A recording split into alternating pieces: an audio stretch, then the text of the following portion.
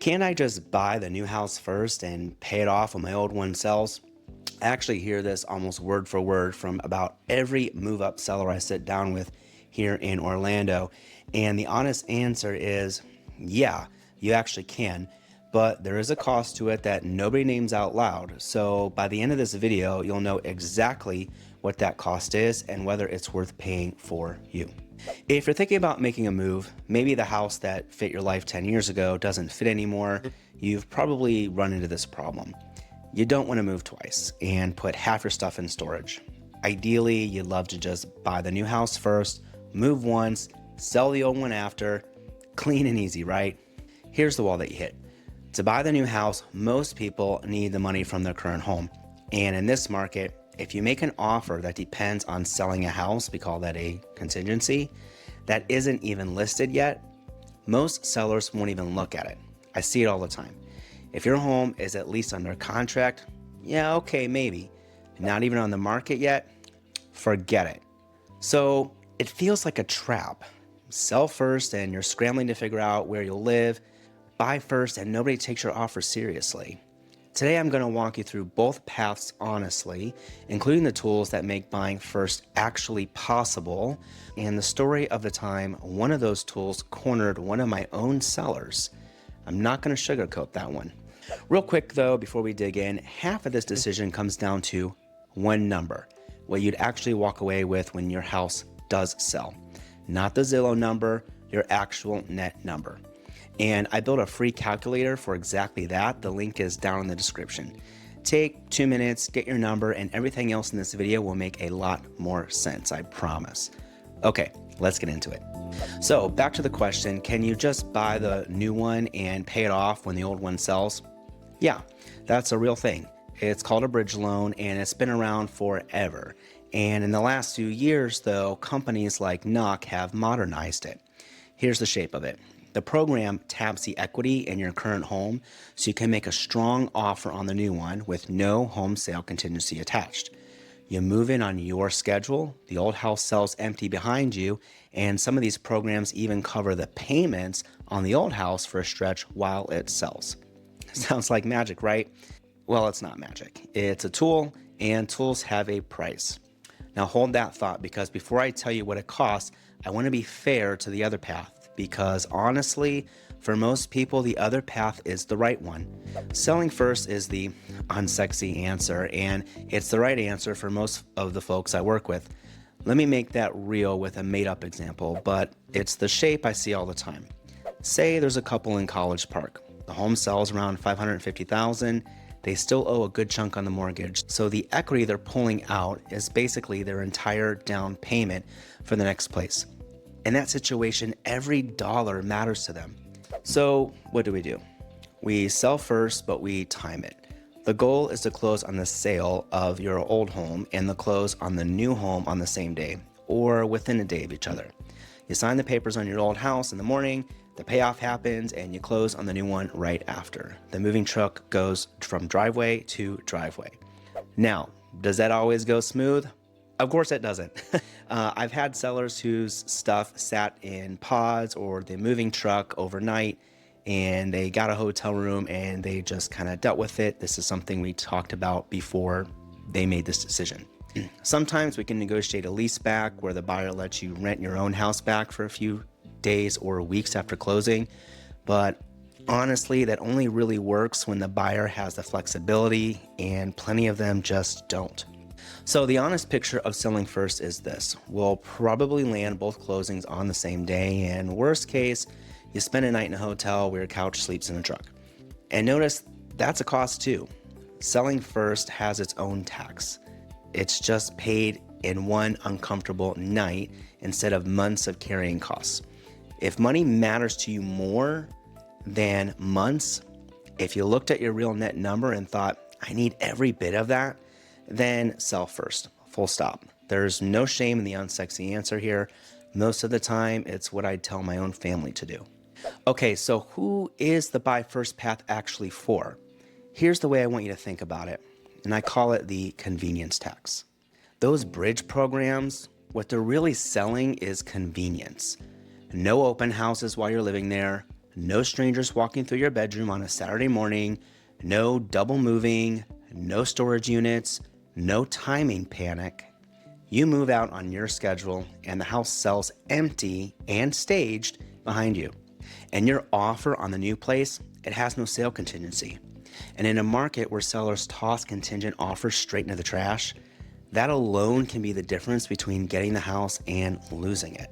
So all of that is real, and all of that has costs, real money. That's the convenience tax. The programs are upfront that there's a cost, and you have to decide whether the convenience is worth the price. That's it. That's the whole decision. So how do you know if the tax is worth it for you? Well, there's 3 things. I check these with every single client. Number 1, equity. If your equity is thin, the tax just eats too much of it. This path is for people with real equity to work with. 2, risk tolerance. There are moving pieces. The old house still has to sell, and if in that in-between period would keep you up at night, that does matter. 3 is patience. Some people simply cannot live in a for-sale house. The showings, the cleaning every morning, loading up the dog every time somebody wants to see it. If that sounds like absolute misery to you, the tax starts looking a little cheaper. Money versus months. That's the trade. Value the money more, sell first. Value the time and the sanity more, and have some equity, the tax might be worth paying. And here's what I've watched happen over and over again. People tell me, nah, tax isn't worth it. I'm not gonna pay extra. And that's totally reasonable. Then when they walk into the house, you know, the house, and suddenly they realize that if they can't move quickly, someone else is gonna get that home, their math changes in about 10 minutes. So do yourself a favor, decide how you really truly feel about that convenience tax before you fall in love with something. Decide it on paper, not in the driveway of your dream house. Now, I told you I'd tell you both stories. The one where this tool was the hero and the one where it cornered my seller. So here we go. Fun fact, I was actually the 3rd transaction in the entire state of Florida to use this knock program when it first came out. 3rd. So I've been running this play for quite a while. That first client of mine had a lot of personal property, like a lot. And he told me, Chad, there just has to be a way I can buy first because I am not moving all of this stuff twice. Back then, the standard answer was a traditional bridge loan, and he wasn't interested in that. Then this program came along, we looked at it together, and he decided to use it. And it did exactly what it promised. He bought his next home first, he moved once, on his schedule, and then we sold his old house after he was out. For him, the price was absolutely worth the convenience. He told me so himself. A tool achieved a goal. No miracle here, no disaster, and that's what it looks like when this works. Now the other one, and this is the part nobody making these videos likes to talk about. I had a seller building a new construction home, and the bridge program wasn't even part of the plan. But what happened was the builder moved her closing date up suddenly. We're talking 3 months early. So she quickly needed the money from a house we haven't even listed yet. And if she couldn't close, she was going to lose her deposit. And it was a lot. She told me she felt like she was suffocating. So we sat down and went through the program together, every condition, every cost, including the 6-month clock to sell the old home. Nothing hidden. She weighed all of it and said, okay, let's try it.